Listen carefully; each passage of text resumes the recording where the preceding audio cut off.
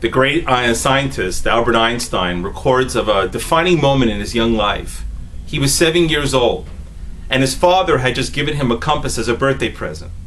And so he remembers sitting on a rock as a young boy, staring at that compass, and bewildered at the fact that it always pointed in a northerly direction. Later on in his life, he realized that this unseen, hidden force was, of course, the magnetism that surrounded the poles of the earth. And of course, he realized something else.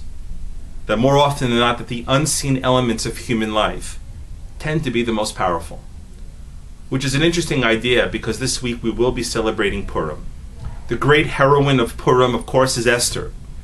But here's a little secret. I'm going to share it with you. And that is, Esther is not her real name. Her real name was Hadassah. The word Esther, we're told, actually means hidden. And of course we know what was hidden about Esther.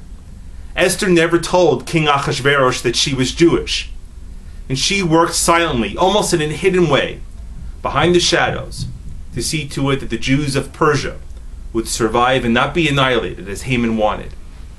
The other interesting thing is that God's name is not mentioned even once in the entire book of Esther, because God too was hidden. Much like in our lives, we do not expect God to come down and stop floods or prevent earthquakes or to save people who are in trouble. Much like now, God is hidden in the respect that God inspires us to help people who are hurting, to warm people who are cold, and to feed people who are hungry.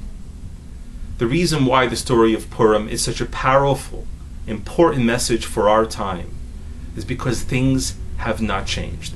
God operates still in the same ways, and we are still called to do the very same things. Have a happy and joyous Purim.